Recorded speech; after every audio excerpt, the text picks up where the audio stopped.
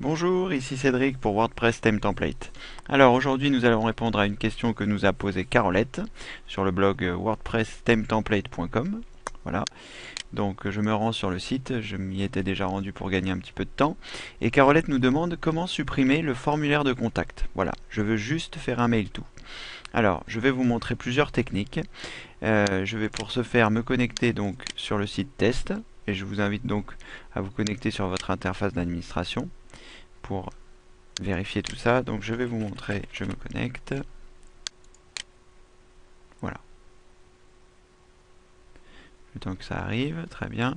Et ensuite, je vais créer un autre onglet pour voir les modifications que nous effectuons. Donc pour le moment, dans le bandeau du haut, nous n'avons pas de page contact, mais nous allons en rajouter une. Donc je clique sur le tableau de bord, je me rends dans les pages, et je vais ajouter une nouvelle page. Voilà, en cliquant sur Ajouter sur le bandeau de gauche. Ici, je vais l'appeler Contact, C-O-N-T-A-C-T. Voilà, et je vais mettre un petit descriptif. Ceci est ma page de contact. Voilà. Ensuite, à partir de là, je vais cliquer sur Publier et nous allons la voir apparaître sur notre site.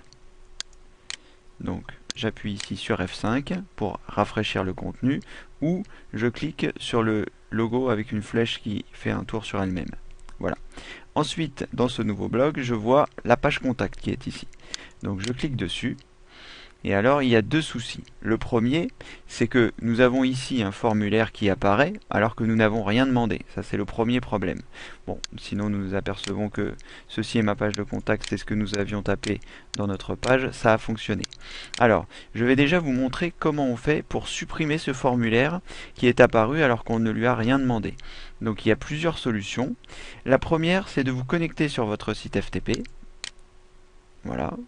Donc vous cliquez ici, vous vous connectez sur votre site FTP, vous vous rendez ensuite dans le nom de votre thème, WP Content, thème, ensuite le nom de votre thème, et à cet endroit-là, vous devez avoir une page qui s'appelle page-contact.php. Voilà.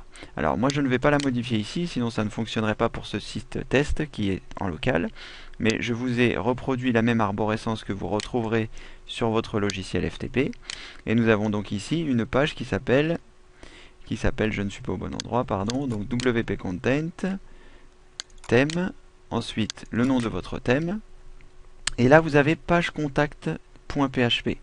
Donc le principe va consister à la renommer. Vous faites un clic droit, vous choisissez renommer, et à la fin de page-contact, vous rajoutez 1 par exemple. Et vous appuyez sur Entrée. Voilà. Donc là nous avons fait une modification directement sur le FTP. Et lorsque je reviens ici et que j'appuie sur F5, je m'aperçois que mon formulaire a disparu et que je n'ai plus que ce que j'avais écrit dans ma page. C'est-à-dire ceci est ma page de contact. Voilà. Donc, à partir de là, une fois qu'on a réussi à faire ça, on a la possibilité donc de revenir sur sa page, de dire ceci est ma page de contact. Voilà, je vais apprendre à écrire. Vous pouvez me contacter à l'adresse suivante. Voilà, et rajouter votre adresse. Donc, par exemple, wordpress.tt@gmail.com, par exemple. Donc là, WordPress a bien fait son travail, il a automatiquement vu que c'était une adresse email et il a créé le lien. Ensuite, vous choisissez mettre à jour. Voilà. Et lorsque vous revenez dans votre page contact et que vous faites rafraîchir, donc soit la touche F5 de votre clavier, soit le petit symbole de la flèche, vous voyez que ici j'ai bien mon email de contact qui est apparu dans la page contact. Donc je vais cliquer dessus et je m'aperçois que je n'ai pas de client messagerie de configurer. Donc c'est pour ça que ça peut être une bonne alternative à la méthode que je vais vous montrer juste après, parce que si les gens n'ont pas de clients de messagerie de configurer, par exemple moi je suis sur Gmail et je n'ai pas de client messagerie installé sur mon ordinateur, je me connecte directement. Donc c'est bien que les gens puissent avoir l'adresse qu'ils vont pouvoir copier-coller dans WordPress, pardonnez-moi, dans leur logiciel de messagerie pour pouvoir vous écrire. Voilà, donc ça c'est la première astuce pour faire disparaître ce formulaire que l'on ne souhaite pas. Et alors maintenant je vais vous montrer quelque chose d'un petit peu différent. Nous allons nous rendre à nouveau sur notre interface pour le blog WordPress, pardon. Nous allons supprimer cette page. Voilà, déplacer dans la corbeille. Très bien. Donc je reviens ici, je fais F5 pour rafraîchir et je m'aperçois que ma page a disparu. Très bien, c'est normal, je viens de la supprimer.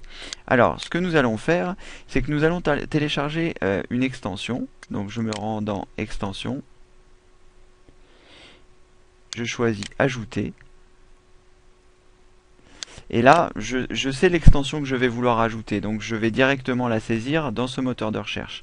Elle s'appelle PageLink2.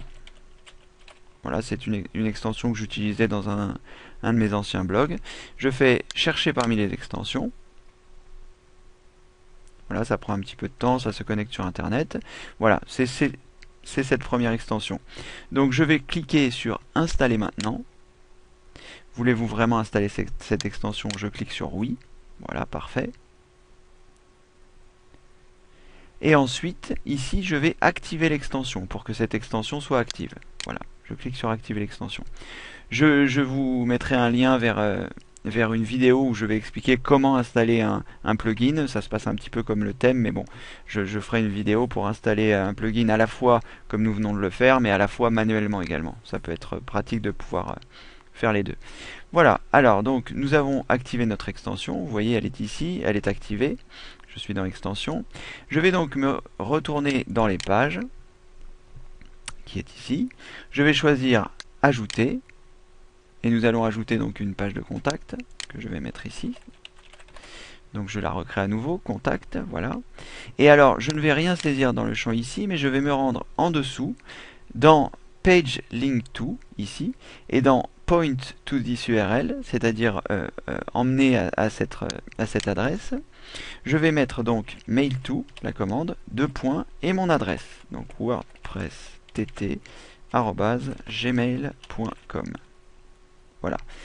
Et donc, soit vous ouvrez dans une nouvelle fenêtre, mais bon, ça n'a pas vraiment d'intérêt pour le mail to, mais si vous vouliez faire un lien vers une autre page, vous pouviez très bien choisir de l'ouvrir vers une nouvelle fenêtre. Voilà, donc j'ai juste cette manipulation à faire, me rendre ici dans Page Link To, et de choisir ici mail to, votre adresse, bien évidemment. Donc je clique sur Publier, et que va-t-il se passer lorsque je reviens sur mon blog, voilà, et que je choisis F5 pour rafraîchir.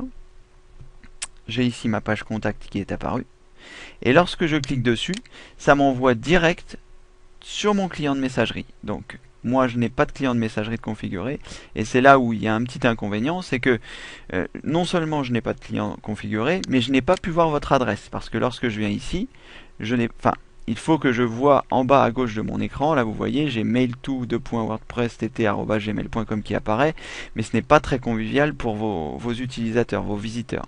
Voilà, donc c'est un moyen qui est, on va dire, esthétique, parce que en cliquant sur un simple lien, ça arrive directement sur leur client messagerie, mais si leur client messagerie n'est pas configuré, ils auront un message d'erreur de ce type, et c'est un petit peu gênant. Voilà, donc j'espère que vous avez compris un petit peu les principes de cette page contact qui est un petit peu particulière, c'est-à-dire où il remplit automatiquement le formulaire. Voilà les deux techniques pour enlever cette page contact ou faire un lien direct. Voilà, c'était Cédric pour WordPress Theme Template.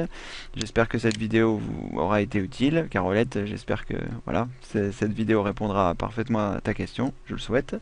Et voilà, je vous souhaite une bonne fin de journée, peut-être à bientôt pour une autre vidéo. Au revoir.